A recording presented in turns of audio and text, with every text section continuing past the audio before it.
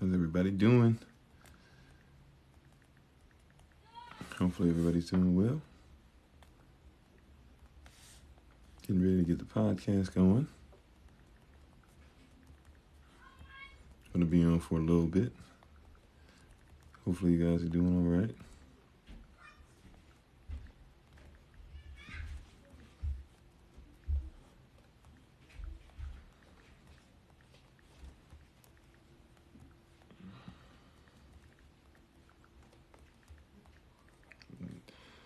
Hold on one second, you all. Just trying to get the podcast started. Excited. Got our ladies set up to start tomorrow for this next month, where they'll be talking about all the great things that we need to hear and discuss. Shabbat Shalom to everybody. Akwa Habari, Jambo, Mimini Kofi Nefranco Kutana Nueve. Bonjour. Je m'appelle Kofi. Hola, mi nombre es Kofi. Ni hao. Namaste. Shalom. Peace. Baba Kashat, thank you for being on. Merci.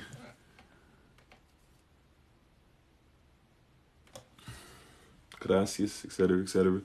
Blessings to you guys. Hello, Minister Nice. Mark, how you guys doing?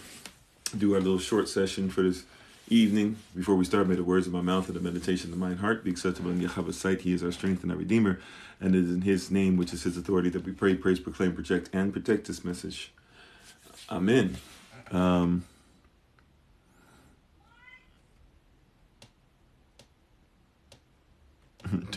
Tejano, hello.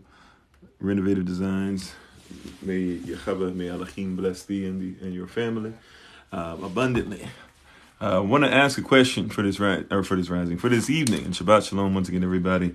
Shabbat Shalom, if somebody prefers that, whatever the case is. Hello, Raider. What we want to ask today is a simple question. What if you succeed? That is the question today. Let's hear from so many people. What if I fail? What if I don't make it? I don't know what's going to happen. I doubt myself. I want you to start asking your question. What if you succeed? Let's change the focus from you're not going to make it, it's going to be difficult, the world is against you, your family doesn't agree with you, etc., etc. Like, let's change that conversation and let's start asking, what if you succeed? Just set another bar. Amen, right? Right? What if you were to succeed? Right? What if the diaspora were to be able to grasp certain things out of that success? Because to truly succeed, right? We always talk about this word. We always big on etymology, correct? So the word success, we usually use it out of context because success really means what you're leaving behind others, right? If you succeed somebody, what you're saying is you're taking on what somebody gave you through birthright even, right? So what if people that are born in your family, what if people that would be born into the community that you're going to help to build and uphold, Shalom, Sister Tanya, what if you actually succeeded? What would that look like? What would that look like? What would it look like if your children never had to pay rent, never had to pay taxes, never had to have Social Security numbers, never had to worry about paying off a college tuition or debt because they got a loan? Hey, Shabbat Shalom. Shabbat Shalom to all of Yashville. Peace be upon everybody who's coming in, even those that shall be grafting in a later time, right? But what if you succeed? You, right, can't stay stagnant, lose your ambition, right? I want you to be, actually, I like that term. What if you were so ambitious to believe that you could not fail? What if you knew your calling and you were so ambitious and so confident and competent at the same time that you recognized that you could not fail? Amen. I see you, Sir Stephen. Right. What if you could succeed? Matter of fact, Selah, right? What if, watch this. What if it isn't that you could succeed, that you will succeed as a matter of your will? You will succeed. This is going to be a little motivational, etc. Maybe it'll be more motivation than some people came here for, because we give out a lot of information and we're very informative. We're very micro, we're very line upon line, precept upon precept, right? Eisegesis, exegesis, etc. I want to just deal with your mindset, your mind frame. I want to challenge you, my brother, my sister. I want to challenge you, the person that might not agree with what I'm saying. I want to challenge you. What if you would succeed? What if you will succeed? Watch this. What if you must succeed?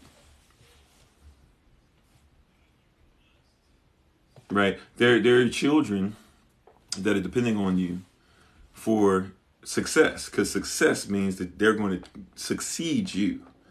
Right? In order for them to have what's necessary, you must leave something for them to get. And thank you for the likes. Thank you for the shares. Thank you for your time, your talent, your effort, your energy.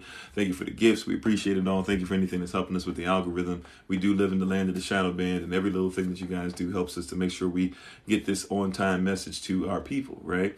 And to anybody who wants to be grafted in, anybody who wants to be about something greater, anybody who's going to press towards the mark of the high calling, right? The word calling, kletos, even referring to your invitation. You've been invited to do something great. And if you feel like, and if you feel like I do about it, right? If you feel like the Most High, if you feel like something greater than yourself, someone greater than yourself, the one who created the universe, right? A single spoken sentence, one verse spoken sentence. So the one who spoke a single sentence and caused everything into being, right? Spoke a single sentence over your life. Spoke a single sentence over your environment, spoke a single sentence over the earth realm, spoke a single sentence over the heavens, spoke a single sentence over the stars and the sun and the moon.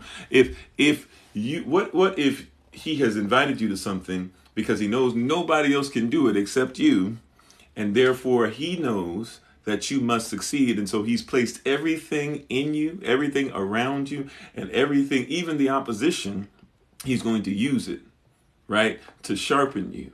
He's going to use it to have what you're supposed to do catch fire with those that are around you, right? Like the flint that must be rubbed against each other before fire can get there, right? And it must be rubbed together. Watch this. It has to be rubbed together over something that's dry. Yeah, you're going through some stuff where it seems like it's dry. It seems like it doesn't make sense. But if it was wet, if it was flowing already, it couldn't catch fire. He needs what you're doing to catch fire. He needs you to be on fire. He needs you to be baptized in fire. He needs you to be baptized in tribulation. He needs you to be baptized in trial. He needs you to go into dry places so that the dry bones would live, right? What if you would, not matter of fact, not would, what if you shall succeed? Right? What if it was a guarantee? What if I were to tell you it was a guarantee that you would succeed? How would you live if it was a guarantee that you would succeed? And why not believe that it's guaranteed? Right, when we use that term victory. Well, if it's guaranteed, what if it were guaranteed so much that not only would you conquer something, you have to exceed conquering, right? You have to be so great at conquering things that you cannot even be put into classification as a conqueror. You have to be told that you are more than a conqueror because conquering is beneath you. What if you must succeed? It's guaranteed if we accept him, and I'm with you, right? Somebody mentioning Jonah, right? All this stuff, right? What if it was a guarantee? Do I believe in Elohim? I don't believe in God. God is a Germanic deity. I do believe in Elohim, and I do believe that Elohim wants all those who would like to be in the kingdom to be one. I don't believe that everybody's one just because, right? But I do believe that those who want to be together are one. And what if you would simply be one with people who are like-minded? What could you not achieve? This is why, when we talk about the Tower of Babel, when he said, I have to strike something to cause language to go out. You said not a God, but all religions are based together. No, they're not. No, they're not. That's like saying that, I don't know. That's like saying that all, I don't even know if I have anything that... I understand what the thing is. We're all one. We're all human beings. Okay, well, then I believe that we came from a source. So now we got to figure out which source is correct, because not all these religions are saying the same source. Right, you would have no choice but to proceed and exceed, right? It's like when somebody, right, but that's not really my focus, my aim, my goal for this evening. So, maybe if we have a little bit of time at the end, I'll try to swoop back to you, and maybe you can hold me accountable. I have right now 8:12 p.m. Eastern. So if it gets to be like 8:25 p.m. Eastern, feel free. I'll try to remember it, but I'm going to talk about a lot of different things, so I might not remember to get back to it, right? But once again, it's like when somebody says a netcher. Is a netcher the same as a god? Is a god the same as Elohim? Is Elohim the same as we have to think about it. Even within stuff like, why when the Most High says I don't like Baal, well, check out the Bible, because it also says earlier that the one who Abraham gave the tithe to was a worshiper of Baal. But back then, Baal meant something completely different than what it means now, and what it meant at the certain time in the Bible when he started saying, I can't stand Baal, and when he mentions it again at Revelation, right? So culturally speaking, people are saying it's the same thing, but obviously even the Most High is saying people even change the definition of Baal, right? People have changed the definition of God and try to tell you that God is the same as a Kemetic nature, right? So, but even in all that, getting back to what we were talking about, right? Well, you're talking about God, God's name. I don't believe in God. Once again, I believe in Elohim. It's a different culture. It's a different mindset. And that being said, what if we believed in what he said? Let's just keep the main thing, because we're trying to take it to all these different things, right? At the end of the day, what if you believed that the Most High, right, saw something in you that the world needed and created you? Even if he wasn't responsible for the creation, maybe your mother and father came together in a way where that wasn't his plan. At the same time, though, he works out all things together for the greatness, for the good, for the word good even comes from God, right? But that word good was written in by somebody else's culture. But let's even go with that, right? For Elohim, or for what you would call God. If you, even those people that say, maybe I was a mistake, there's people out there that didn't come into this place in what we would call conventional ways, yet you're here. The Most High says, I've still worked it out to where if you would be obedient to certain kingdom law, natural law, marital law, universal law, constitutional law, laws of attraction, law of first mention, common law, law of admiralty, law of equity, etc. If you would just simply be about something like we talked about earlier today, instead of worrying about trying to define and go off of bad definition that has allowed you to be in a bad place, what if you were to leave what he put intact and believe that you who is intact, who is fine, who is whole the way you are, and then put an N in front of that, an I am, and say that you are infinite, that I will not keep trying to change or go up to somebody's standards or go into what somebody else wants me to be. At the end of the day, I am great. I am amazing. I am necessary. I am fearfully and wonderfully made. When it says fearfully and wonderfully made, check it out. The word fear translates to respect. That means when the Most High made you, he respected you. Can you think about that? The one who would create you respected you when he made you. And then it said wonderfully. He was in amazement. He looked at the human beings that he made. He said, man, that is very much like me. Very Elohim-like, or what you would say is very good, very great, very excellent. He looked at all his other things he created, but then looked at you and said, man, that thing right there is above everything that I made. I was respectfully, fearfully, and I was wonderfully. He was amazed even at his own handiwork.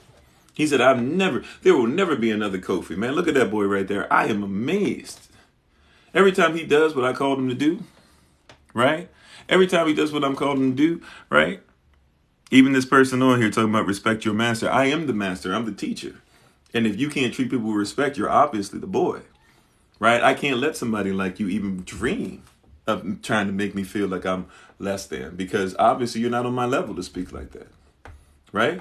Like we have to comprehend, who are we, right? When somebody comes in and says something disrespectful or writes N-I-G-G-E, you know what, letter by letter, trying not to get caught on things and different things like that. Like, I am fearfully and wonderfully made. If the Most High made me that way, then I'm nobody's boy, right?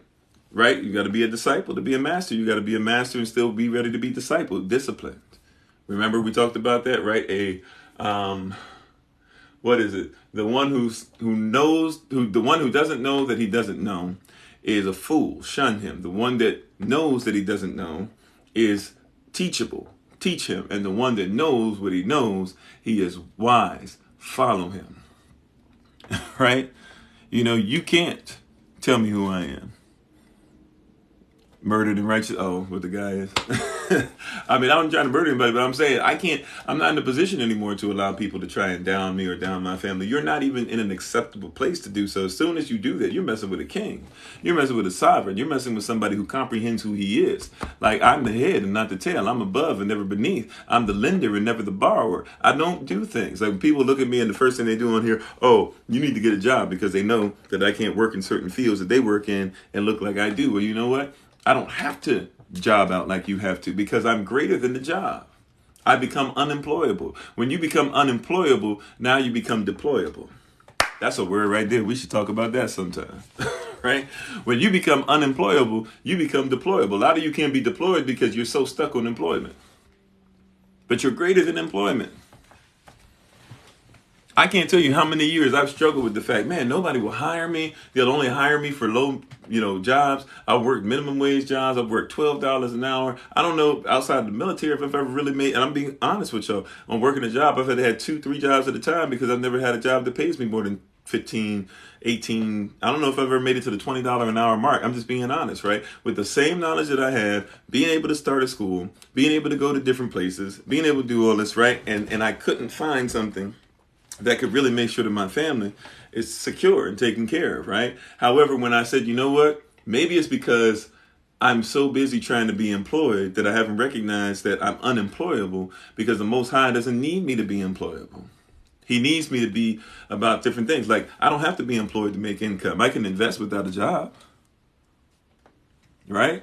And to know your worth, right? My worth is greater than $20 an hour, which really after taxes would be $10 an hour or even less than, and then hopefully get a little bit of it back in the grand scheme of things on your taxes, right? Where they're still going to do all that and still say, well, you owe us money after you gave us 50 to 60 to 70% sometimes of your money, then you still owe us. People make it $100,000 a year and really only living on $30,000. Doesn't make any sense. Right? What if you succeed, right? Now watch this. If you succeed, then who are you succeeding for? Right? What would it look like if you're a husband and your wife doesn't have to work ever again? Right? If she chooses to, so be it. But what would it look like if she never had to work again? What would it look like if your husband felt like he was heard because every time he did something, he was the one making the declaration. Therefore, you never had to worry about your husband being in a situation where he felt less than and came into the house already feeling less than. How easier would it be to be able to be a part of somebody's life to where you're not always trying to walk on eggshells because he has what he needs, right? Like, what if you succeed? I'll tell somebody, man, start the business, right? And people don't have to fail. Like, start the business. Well, I can cook a little bit, but look, save $200, start feeding people for free. And when they say, man, this stuff is great, where'd you get this from? Put your logo and everything on, say, man, this is my business. Would you like some? And watch them start saying, yeah, I'll pay you every week if you bring me something like this, right? Start finding the income. What if you succeed? Instead of talking about what if I lost 200, what if you lost 200 for a second to invest in something that would make you 500? The vision, right? Vision, purpose, value. What is the vision that I see afar off? What is the purpose that I'll do every day to get towards when I manifest because I know I will succeed? And what is the value that I place on success, which means that somebody else behind me must be able to take what it is that I have, right? I plan on being 150 years old. However, for whatever reason, the Most High does not accept my plans, right? I pray that he agrees with those plans. That's why I honor my parents and do a whole bunch of stuff that will cause him to say, I need to extend, his years to make sure that his years are greater, right? And that his greater days in his promises, right? That to be able to catch on to living more years so that the latter days, right? The ones coming up, right? Are going to be greater than the former. You see what I'm saying? What if you made it? What if there's no such thing as you failing? What if you did not have a mindset that every time you took a step, what if I fail? There's a lot of stuff I do that I don't necessarily know how to do when I started. However, I started because I have faith that if I started and it's in Yah's will for me and it's part of my calling, then I can't fail. It might look different at the end than what I thought, or the journey might look different. The purpose, the daily manifestation might look different than what I thought it would be, but the vision shall succeed, and it shall be passed on to generation to generation to generation behind me. If something were to happen where he didn't let me get to 150, guess what? I still could say that people around the world began to hear a message that was different and come together and be able to comprehend and understand that the Most High is doing something greater and that there's something bigger than just being trapped in a bottle. If I did nothing else with my life, now obviously we've gone out, we fed people, we've been able to start nonprofits, we've been able to help people with their issues, we've been able to give out stuff to help people legally with issues with their jobs and their situations and their homes and the places that they're trying to stay in. And I'm not saying I have 100% success rate, but we've been blessed to have a really great success rate, especially when people are listening to the things that are being proposed, because we just simply give you what the Most High says. At the end of the day, though, if I did nothing else, I could say, yeah, I every day, even though I thought there was something else for me. Maybe it's for my child. Maybe it's for somebody who's listening to me. Maybe somebody's going to pick up the mantle. Maybe, I'm getting closer to trying to find somebody else, because I know until I'm a success, and I know you're the person that's going to carry this on, I can't really say that I'm a success, right? Because I don't have anybody else who will succeed me. Kings put successors in place. Right? Kings put successors in place. So I got to put somebody, right, on notice that you're going to be the person to take over. And I've got to make sure, just like David did with Solomon, where David said, man, Solomon is tender. My son's name is Solomon. I take that scripture to heart, where he says Solomon is tender. Solomon's not ready, but I want to build a temple, but he's going to be the one to build it, but he's not ready. Guess what? Let me put everything in place, so when it's time for him to build a temple, he doesn't have to look for anything. He doesn't have to search anywhere. He doesn't have to read any more scripture. He doesn't have to do this or do that. All he's going to do is take what I gave him and be able to build upon it and take it to the next level, so that what Yeshua said would be true, that greater things will he do. Right? Greater things will he do. And I don't need him to do it when I die, by the way, right? Inheritance should be something that your children receive as soon as they're ready and they've been trained to be an adult male or an adult female. That's the way that works in our culture. Said Elohim has a plan for you. You feel so great, igniting sparks in others. Will your music help others? If your music is designed to help others and you're called to do that, it's going to help others. Right? And you say you need to know if it's worth it. Watch this. The word know means intimate, right? You need to know if it's intimate. Be intimate with the music. Study the music, right? I'm about to come up with some musical stuff too soon. And the first time in a long time I've had a chance to focus on it, right? So I'm be honest with you. Sometimes I think, has some of this stuff passed me by? I haven't really been studying it. I've been making it for everybody else, but not for myself. What's my own voice, et cetera, right? I don't even have necessarily the setup that I'd like.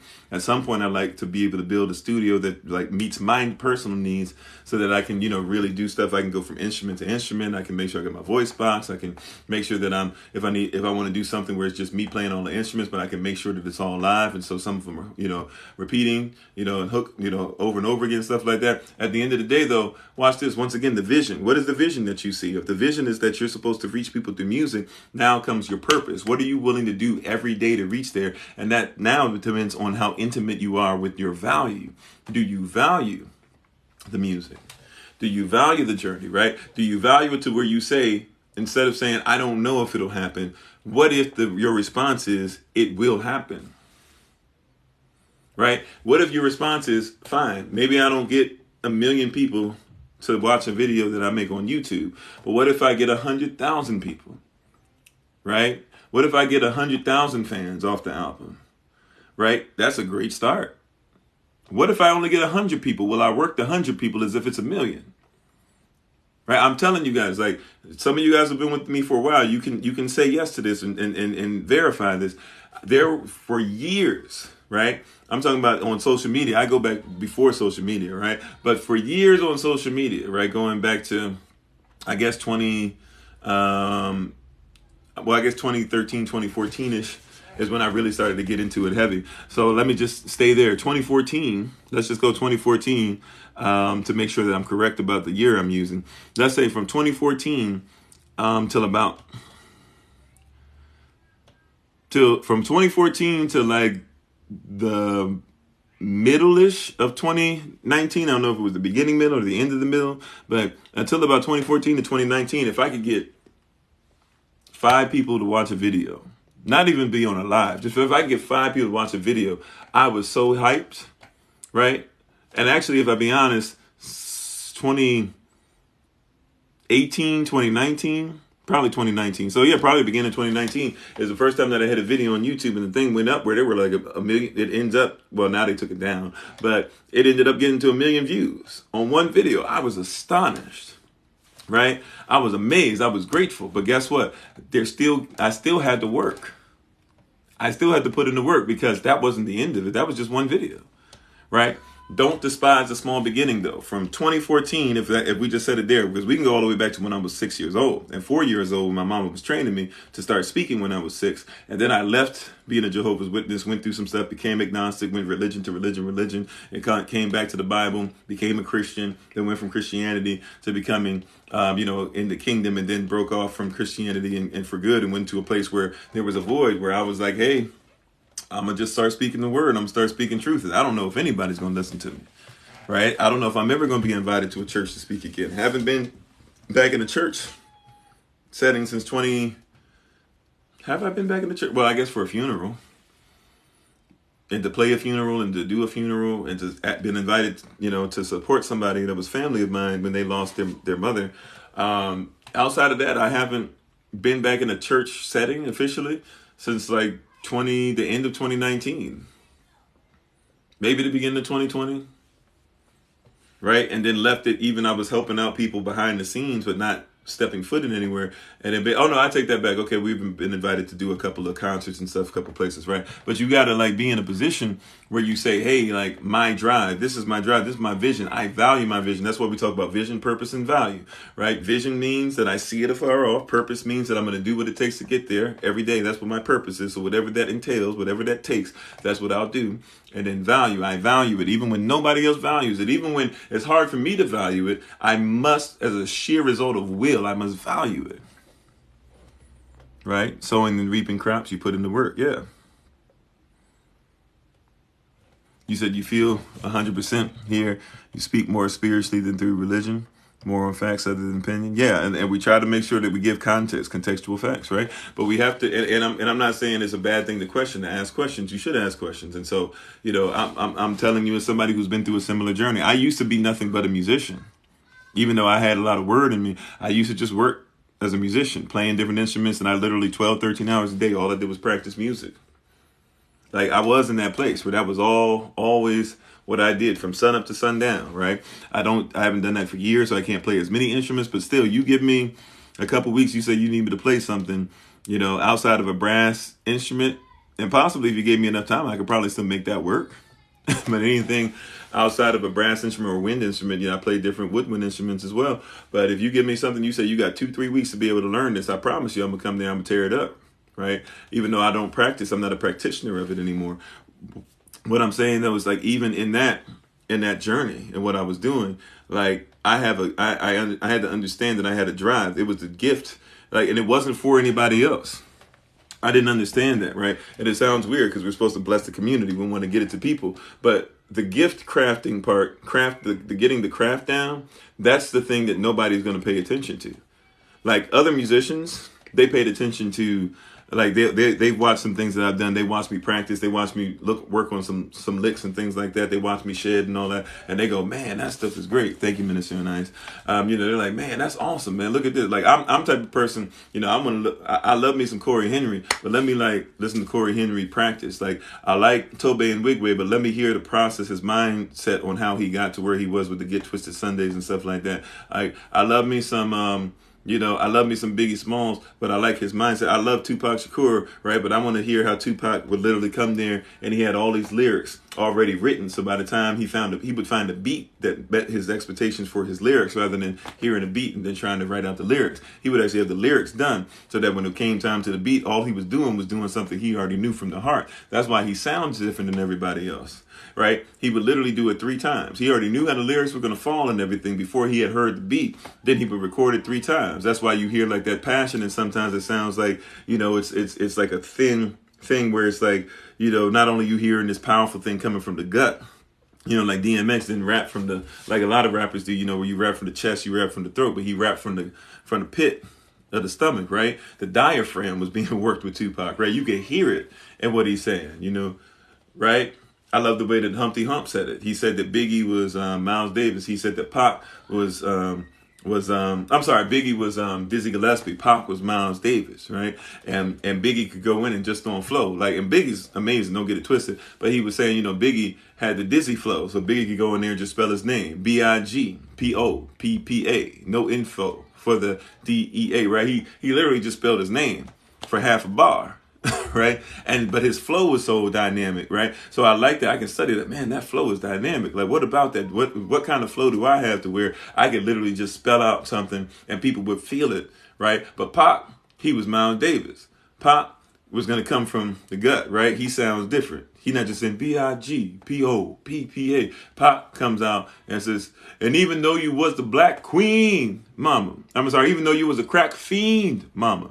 You always was the black queen. He's different. And I'm not saying it's better or worse. I'm just saying I studied it, right? And they had certain things that were in them that said what? They had certain things that were in them that they knew were them. And they could not, like, even think about the lyrics, right?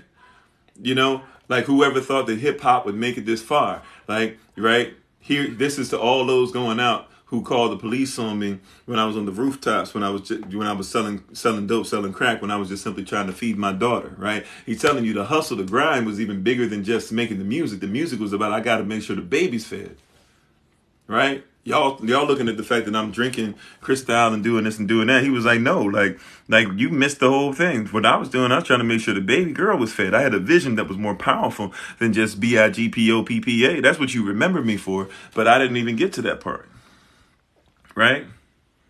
Oh, no wonder Craig got muted. Because I don't look how Craig wants me to look. I must be dirty. That's interesting. What about my skin says dirty?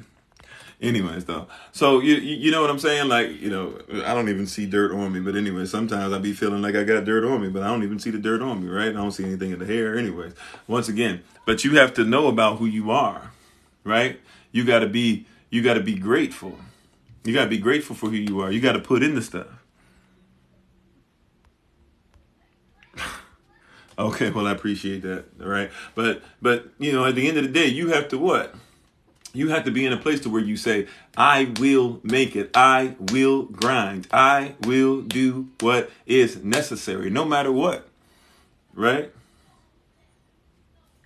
I appreciate it, right? I appreciate the bar. But you got to be in that position.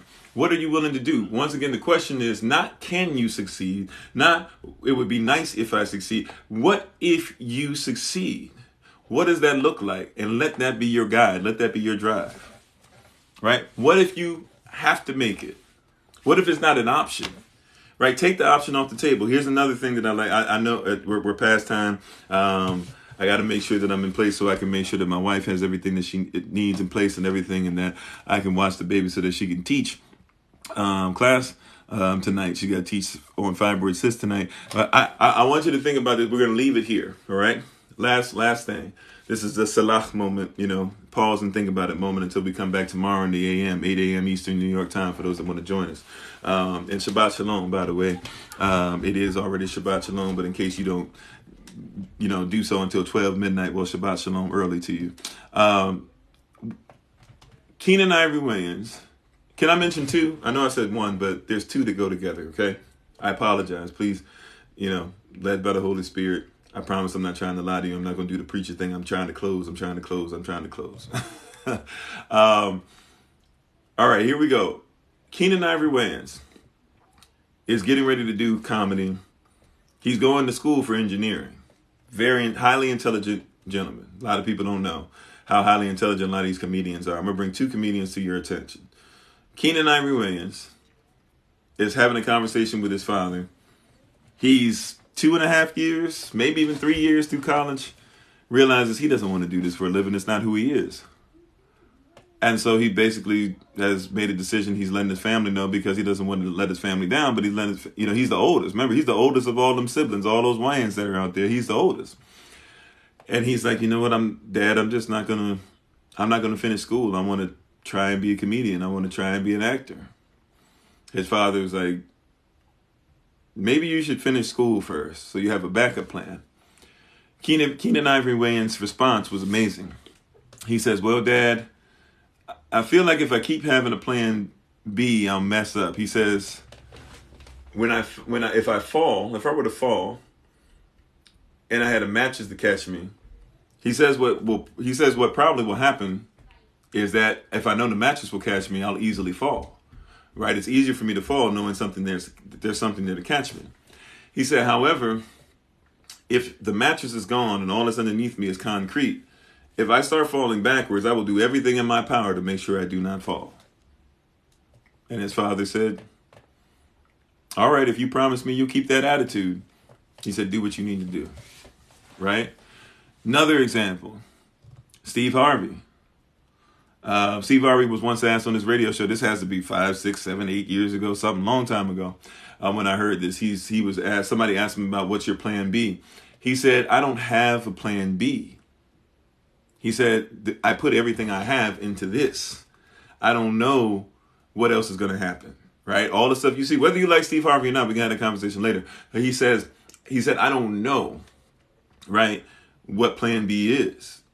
I'm terrified of not making sure that plan A happens. So I put everything into plan A, and the more I put into plan A, the more plan A happens, because I don't have anything else to dilute my attention, my effort, my energy. It's all going into plan A.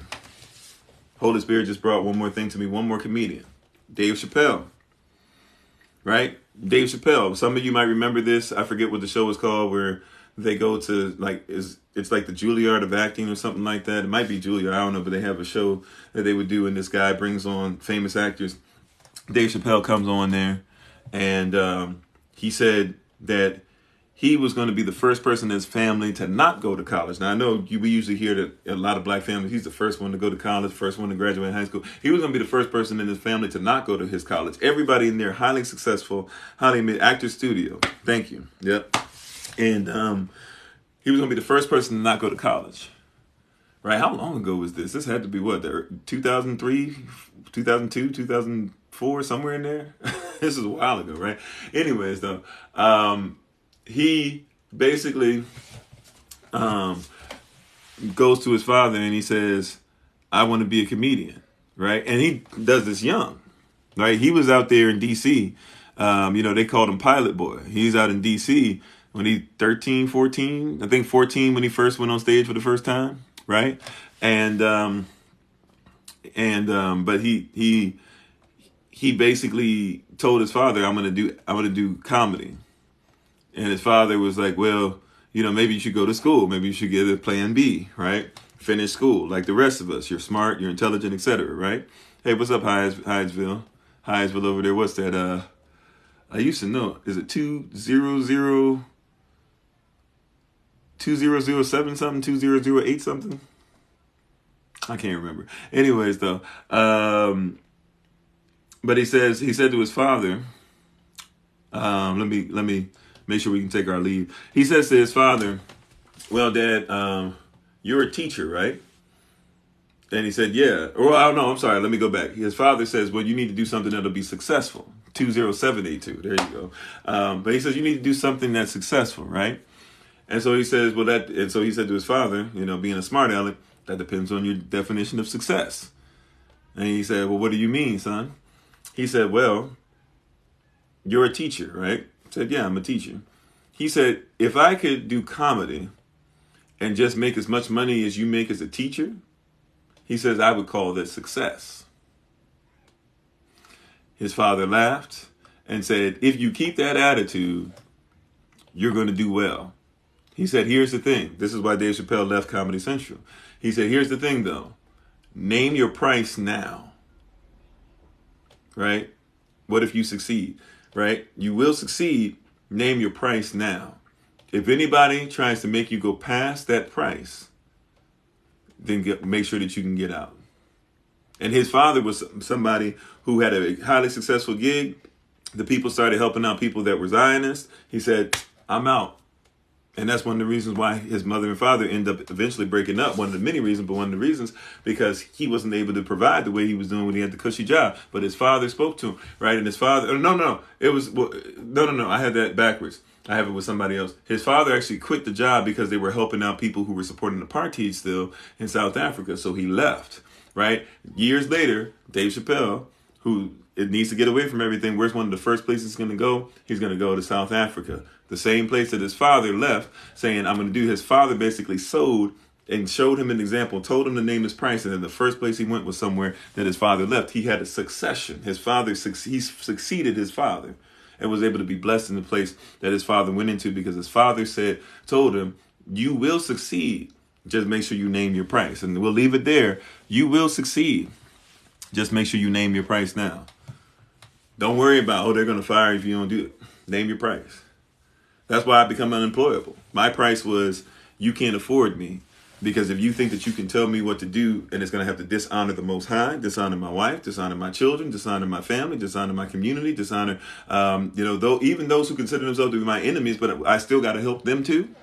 If you would do something to stop me from my destiny, then I have to become unemployable. I named my price.